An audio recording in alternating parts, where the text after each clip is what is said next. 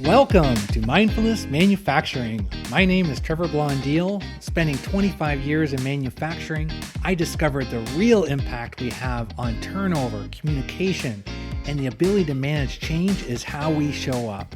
That's the essence of emotional intelligence.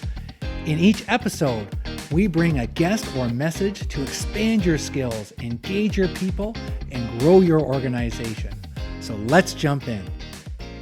In manufacturing, sometimes we have a trouble focusing. There's always a demand. There's always something urgent, and we see what's in front of us, and we want to have a great day. We want to have good safety. We want to have quality and productivity. And when we don't have that, it often comes back to an area that maybe we're not as focused on that we could be. And, we've talked before about intentions, but sometimes even with a good intention, keeping that mindset around being focused gets pulled away. And I struggle with it in my business. I struggle with it in manufacturing. So I'm bringing on my friend, Penny Zenker, the Focusologist. She's an international speaker, a business strategy coach, and a best-selling author. She is one of America's leading experts in the psychology of productivity to eliminate distraction, perfectionism, self-sabotage to maximize results in every area of your life. And she's been featured on NBC News, Forbes, ESPN, and the Wharton Business Radio, among others. Welcome, Penny. Hey, how's it going, Trevor? So great to be here. I'm better listening to some of your podcasts and our conversations, about your journey, Penny, and keeping focused. And I'm just curious on where did this all really kind of start with you? Because we've talked about a lot of your work and your speaking, but personally, how'd you get onto this?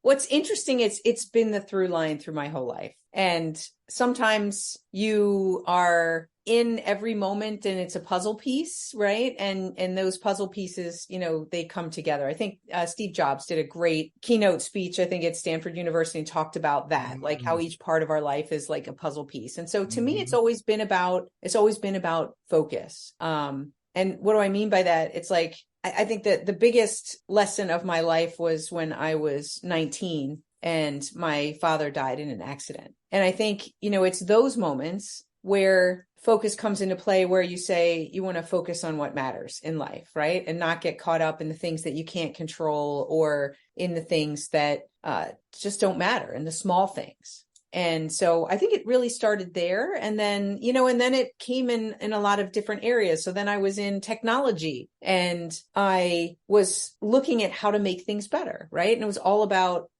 looking at and focusing on the process and the steps that you're taking. But at the end of the day, you have to step back and make sure it's in alignment with what the objective is, right? So it's always coming back to focus around the objective and aligning your actions with those objectives. I like that. Stepping back and just looking at, are my actions or where I'm focused, is it in alignment with what I'm really even responsible for or what I like doing? Because we can get stuck. I hear, some of our clients talking about just going to all these different meetings or, just getting consumed in these reports that maybe they have to do, or just tied to the line and just not getting that chance to focus on where they're at. And then you're just trying to get through the day. We just got to hit the target for today. Got to go home because the kids have soccer practice, and then we got to get lunches ready, and then we got to go back into the plant again tomorrow, or maybe that midnight shift or whatever that is. And then we just kind of get into that cycle where we don't step back. So I like that whole thing of just stepping back. And is it in alignment? Well, I'd love to, because those are the words actually in what I call my reset practice. So if I step back for a minute and say, what was it in those days after my father died? I realized that only in the pandemic, when I was looking at what is my strategy, where did it come from, and how do I communicate this in a simple way? Because not only do I use it for myself, but I've used it for years with hundreds of people that I've coached, around the world. And I realized it starts with what I used to call, or what I now call, reset moments. So, when my life felt like it was totally out of control, I would need to take these moments, like these pauses, so that I could ground myself and feel more in control. And what I realized is that in that reset moment, I engaged in a 3-step reset practice. So you have to recognize the trigger or the moment that it's Mm-hmm. time to, and that's the reset moment. And then the practice is what you just said. It's to step back. It's to get perspective, realign with your objective or your intention or the people, right? The projects that are most important, and then to realign, right? That's the third step. So, and it's so ridiculously simplified, but it's like, we need that, Yes. in my new book, I talked about, it's kind of like you're probably might remember this. Maybe some of the younger people wouldn't, but there was a whole campaign about when your house is on fire, stop, drop, and roll, right? Drop, and roll. Right.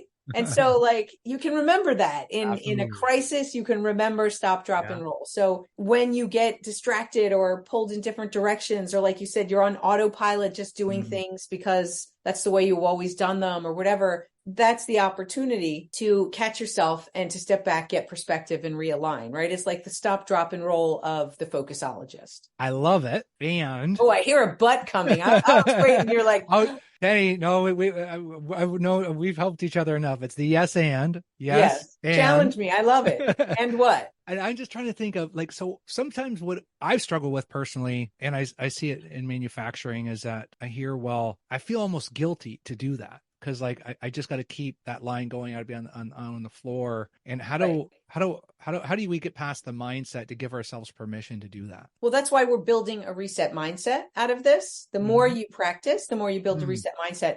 And we have to break that old mindset, because actually we're creating more errors, right? The more that you stay on the line and you're tired and you need a break, the more errors that are going to happen. And that's going to cost way more than the 10 minutes or the 5 minutes that you need to take. I mean, if you really had to go to the bathroom, you're not going to stand there and force it, right? Because your body is putting pressure on you. So what if your brain or your watch, which we have now, that sets the timer, that puts that pressure on you, that reminds you, hey, you've been standing and focusing on the same thing for 50 minutes. It's time for you to take a 5-minute break. And that makes all the difference for you to be able to see things freshly, because without seeing it freshly, you're missing you could miss something that goes by that could be a critical mistake, especially in manufacturing, right? Or in a hospital, or, where there's a whole line that is dependent on things working right in that state, in that step of the process. That's helpful. I think about even whether it's an executive in manufacturing or myself running manufacturing greatness. And even this month, we're recording this in December, and I've been just kind of like, okay, I haven't been able to catch up on these items. I'm just going to knock this out. And then at the end of the day, it's kind of like, okay, so I did get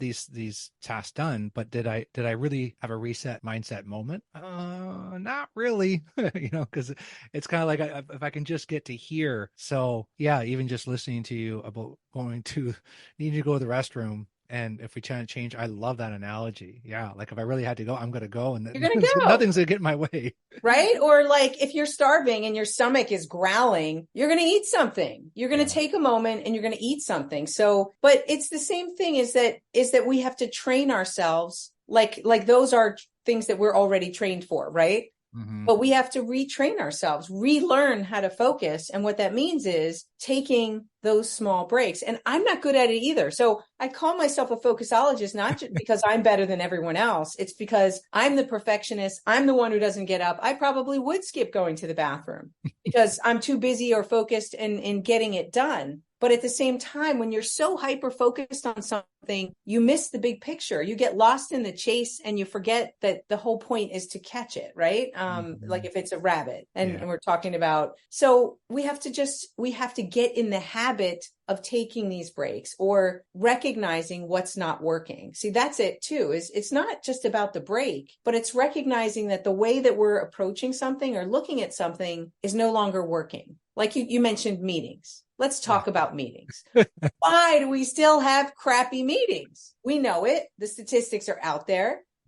Most people are multitasking, and especially if they're virtual, and we're still making the same mistakes with the meetings that we're having. So we need a meeting reset culture, right? And it needs to be embedded into the culture that when things aren't working, the thing is that we have to be honest with ourselves, and we only get that when we step back. And then we can see, oh, now I see what's not working. Let's inquire after each meeting what went well and what didn't, and how we're going to change these going forward. Because if we're not committed to get some perspective on what's not working, then we're not going to realign around what is. And then we're just going to keep making the same mistakes over and over again. And that is the definition of what? Insanity. Yeah. We don't want to keep doing the same things. You bring up a good point in the fact of that usually there's rarely I go into a manufacturing plant saying, we don't have very many meetings, and when we do, they're very efficient. And if I do find them, they're usually in the smaller companies. Yeah. Why? It's interesting. And I kind of thought to myself, well, why is it that you would think the more educated or have company with more resources would have more meetings, but it seems like the smaller companies, maybe more independent. I have a great client that they don't have very many meetings at all, and they're pretty effective. Well, do you know why? That's what I need to know. Well, I'll give you my perspective. Is a lot of meetings, and actually, I have a CEO that I worked with 2 years ago who cut out 50% of the meetings that he attended, because he realized that the reason that he was attending those meetings is because he was inserting himself into the process. He didn't have full trust that his reports were going to do things the way that they should. And sometimes it's just a control issue. It's not even that they don't trust, but they don't want to lose control. So the more meetings, the more reports that we have, these are means of control and the ways that we micromanage. And that's why is we have to look at it from that perspective is, what if I didn't attend this meeting? Am I really necessary at this meeting? And I think in small companies, they're tighter knit unit. They trust each other more, and they don't have the time to be hovering over each other. It's like, you got this. If you need anything, let me know. I got to go off and do this, right? There's more urgency. There's more crisis in my experience, more of that fire. Yeah.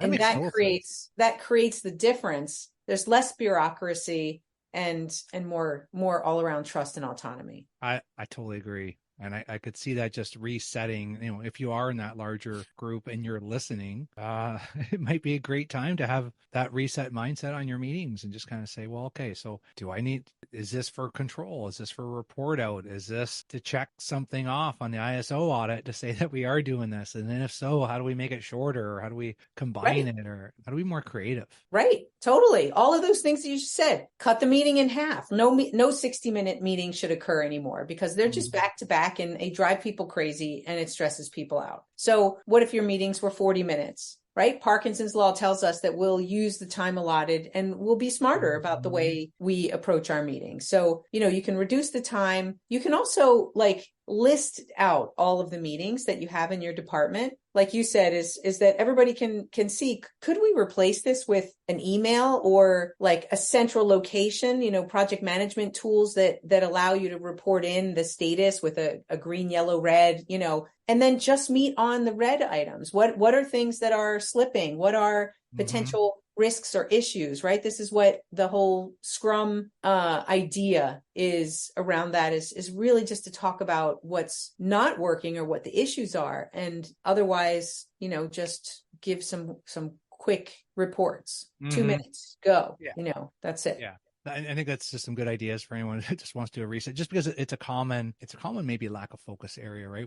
We're not resetting there. But if I'm or it's a focus on the wrong area, right? So that's also is sometimes we're just focused on the wrong area. So leaders in that case are focused on control and micromanagement versus focused on autonomy. So if they could focus on how can I create more autonomy in my organization versus how can I control it more, they're going to have my idea of focus isn't just about attention. It's about when I turn to look at autonomy, well, the things that I look at and the goals that I set are different than if I'm focused on control. I'm going to be focused on reporting if I'm focused on control, and there's going to be ass covering and blaming and right? There's going to be those types of behaviors and things that show up different. I'm going to see ownership. If I focus on autonomy, I'm going to see more small feedback, but less reports. Yeah. So Yeah. And I could see too, right, with your focus changes depending on the level of leadership in the room. So sometimes you're going to be thinking Sometimes. more of, geez, I want to make sure I report out properly and that this sounds good rather than just like, why are we even here? Like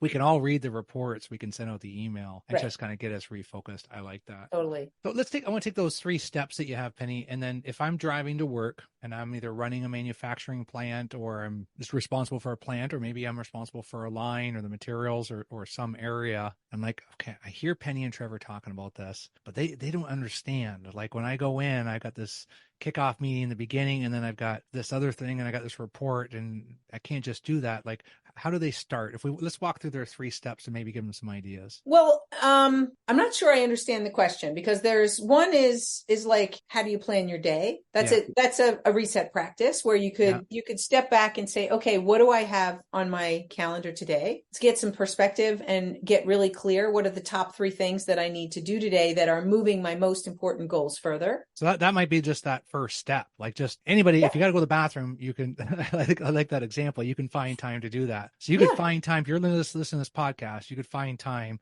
just start with that and just find that 10 minutes and just saying, I'm just going to have a reset mindset just for this day. That's Yeah. kind of like just step one. Just find 10 minutes today, early in the morning. And just like I had to go use the restroom and take 10 minutes out by myself and just kind of review the day of like, what am Right. I focused on and how does this align? And right. And then book it in your calendar so that it's regularly there in your calendar. Nobody can book that 10 or 15 minutes, and it's yours. But once a day is great, Mm-hmm. but that's not going to give you a reset mindset, right? That'll give you Yeah. a single reset moment, which is Okay. great. So we start with And the so, reset moment. yes, we start with the reset Okay. moment, create a reset moment. Start recognizing the reset moments, even if you recognize it after the fact. Like, whoa, Trevor just yelled at me. Like maybe you take a moment and you go, instead of just moving on or Mm-hmm. complaining or whatever, you go, whoa, did I say something that triggered that? I wonder Ooh, I what's like going on with that. Trevor. Maybe he needs a break. Maybe I need to go over and, tell him a joke, or I need to find out what's going on with him so that, so depending on what your role is, right? Mm-hmm. Whether you're a team member or you're a leader, is even if it's the moment's already passed, you can create a new one, or you can say, okay, here's how I'm going to change. I said this word that's an aggressive word to use, and you heard yourself say it to someone else. Then you could say, Uh-huh. oh, you could either take a moment right now and apologize and Yeah. say, hey, Trevor, I'm sorry. I used the word, kick your butt or whatever. And that was wrong. It was a little aggressive. I didn't Yeah. mean it like that. Or you could also just say to yourself, you know what? I'm going to pay more attention to my language, and I'm going to think about what words I tend to use on a regular basis that are negative or unproductive, and I'm going to cut those out. So there's Yeah. lots of different ways to create those moments so that we're constantly looking for how we bring out the best in ourselves and the best in each other. That is mindfulness manufacturing right there, Penny. I love that. Like, it just doesn't have to be that, you got options. You can book it in your calendar. You can Yeah. just kind of try to catch that moment of, because we have that. I mean, that what you're describing, that's real. We can all run into that situation where someone responds to us and we don't reset it. It's kind of like, oh, well, I just got to brush that off. But could Yeah, using or we what, let what it get to us, or we go, what's ooh, up his butt? Like, why is he on my case today? And then it becomes a whole thing, and then you suck everybody else in. But did you hear what Trevor said earlier to me? I mean, what the heck, yeah. and then it just wastes everybody's time. That ties into my whole thing of just being curious, right? Of just going back there and, hey, you realize you had this person respond this way. And it happened to me last week. I had someone respond and I was like, okay, how much of that is my own ego? Where is that coming from? What am I not understanding? And I kind of went back to the person and kind of said, hey, look, we just kind of like reflect on that, because like that didn't make me feel good. And maybe I created that. I don't know. And just kind of had a better conversation around it. Yeah. Yeah. So Makes all the difference. we've got, if I start doing that, Penny, and then I got a couple of moments where I'm kind of catching, what's the next step from there? How do I continue to grow my So focus? the more moments that you catch, the more that you're conditioning yourself to build that reset mindset, which means that you're more adaptable and more flexible, that something comes up you didn't expect. You're like, okay, maybe you get a new project and it's got a seemingly impossible deadline. Okay. Mm-hmm. Instead of freaking out about it, now that you know how to take reset moments, Yeah. you go, okay, well, let me step back a second and say, what do I know Mm. and what don't I know yet? Maybe there's a few questions that I need to ask so that I can get more context around this, or, what's gonna what's working and what's not working currently that stands in the way of this being a realistic deadline? Who can I talk to? How can we break this down? So it's just giving yourself a moment instead of freaking out to just evaluate the situation. And I call it in that sort of stepping back phase, you're going to take some inventory, and there's lots of different ways to take inventories, right? You can, like I said, just what's working, what's not working. It could be what are the pros and grows of the situation? What do we know? What do we not know, right? Different questions you can ask yourself to just take inventory. Yeah. And that in itself, just by stepping back, you've de-escalated the emotion and the initial reaction so that you can maybe automatically, you'll open up to a new perspective, or you'll see things freshly, or maybe it'll open up to some new questions, like you said, in the curiosity, so that you can iterate, what are my options here? What are the possibilities? Who can I call upon, or whatever that is? And then you'll find yourself naturally, okay, what's next, right? That's the realignment, is what's the best next thing to do from here. Yeah, I'm thinking about tomorrow. I've got a couple items thrown my way today that I wasn't expecting. And yeah, I'm listening to you, but then my mind's starting to drift, and it's kind of like, oh, she's telling me this for a reason. There's a reason that Penny's coaching me right now, and our listeners on, like, yeah, I feel that, right? It's kind of like, if you start with the small little moments, like you described, kind of step one, then when those bigger curveballs kind of come at you, Yep. then it's like, okay, didn't see that coming. Let's just kind of reset for a minute. and how can we take a different focus on this, right? And I know what to do different tomorrow. So hopefully, for the people that are running these running manufacturing plants, that does happen daily. And I think if one person can start demonstrating that and just labeling it that way, saying, hey, I heard Penny Zenker talking about this whole kind of reset. I know we got this thrown at us, but can we just take a few minutes out, just kind of like step back for a minute? Yeah, exactly. Right. Institutionalized. That's what I talk about in my new book that's coming out next year, is how do we institutionalize it, make this a language that's acceptable to say, hey, I recognize right now we are stuck in the weeds and we are heading down the wrong thought process or focused on the wrong things. Let's just take a reset moment and take an inventory of where we are. Right? It doesn't take much. So talk us a little bit more, like, how did this, because obviously you learned a lot yourself about keeping focus, and then tell us a little bit more about the book. I'm excited to hear about this. Sure. Well, I'm excited too. I just sort of finished the manuscript. It's going in for formatting and getting the book cover together and everything. So it's going to be coming out next year, probably between June and September time. And because it needs a little bit of lead time, we want to make sure everybody's hearing about it and gets signed up to get their book early on. But it's also, it's an overview. Like, at first, my first draft of it was unfocused. There was too much in it, right? Because we want to pack everything in, right? So, yes, we do. So I had to step back with my own book and say, there's too much in here. This is really a couple of different books. Okay. And I can get specific on the strategies. Let's just share what it is to have a reset mindset and how to build it. And then we can talk about specific strategies for engagement or for communication, or, so there's some general things, but it's a quick read. It's going to be probably about 130 pages. So meant to be one of those, because right now we want things that read quickly and that aren't going to take forever, right? To get through a 200-page book anymore takes forever. So and it's 130 pages with like call outs and things like that. So maybe all in all, it's much less than that without the call outs. How hard was that to get that down to 130 pages? That must have been a lot of focus just in itself. It's actually easier than you think, right? So one of the things I talk about in the book is how to make the complex simple. So there's, and you should know in manufacturing. So a long time ago, I read the book, The Goal by Goldratt, right? Yes. So he talked about within every complex system is an inherent simplicity. And so that's what I looked for, is how do I simplify this, right? And make it so that it's just the bare bones. So it's always best when you break it down into really, really bare bones, and then you start putting some meat on it. As opposed to what we started with was, here's all this meat. Now what do we do? And so I also had somebody who had some outside perspective because I was too deep in it. And I said, let's pull this back to the bare bones, go through this and tell me and highlight what's the bare bones, and then let's see what needs to stay and what goes in another book. And in some projects we work on in manufacturing, that might be just a helpful gem right there. Like if you're bogged down in a project, grab somebody else and say, how do we strip this down and simplify it? I love that, Penny. So Penny, you've got your Productivity Zone book. That was an instant Amazon bestseller. You got your TEDx talk.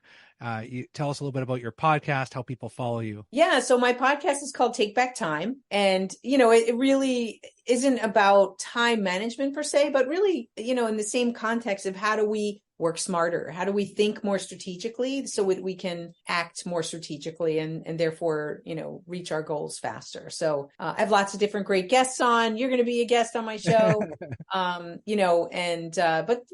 it's, you can reach me there on my website is pennieskeynote.com. And there you can find, my blog, my podcast, and all other information about my book and things like that. Well, I've really enjoyed learning from you, Penny, and your podcast, and watching you speak is amazing. Thank you. So we'll put those links in the show notes. So as those listeners are pulling in the parking lot now, what's the one message you want them to remember today? What do you want to leave the listeners with? I think it's just start small. Start with practicing one reset moment a day where you call it that, and you're purposeful and intentional about activating those 3 steps and doing all 3. It's not about just stepping back, because we have a knowing and doing gap. So we can say, oh, I know there's a problem here. Okay, but that's not good enough, right? Get some perspective around the problem, and then do the 3rd step, which is decide what you're going to do about the problem and take that first step. So just take that first reset moment. I love it. I love we need simplicity, right? We need something that's repeatable that we can remember. So thanks so much, Penny. Appreciate it. And I got to do some different thinking tomorrow and follow those 3 steps. Hey folks, appreciate you taking the time to join us today. If you enjoyed this episode, share it with someone. Haven't subscribed yet? Do it now. Remember, if you want results, the key is increasing your awareness of how you show up.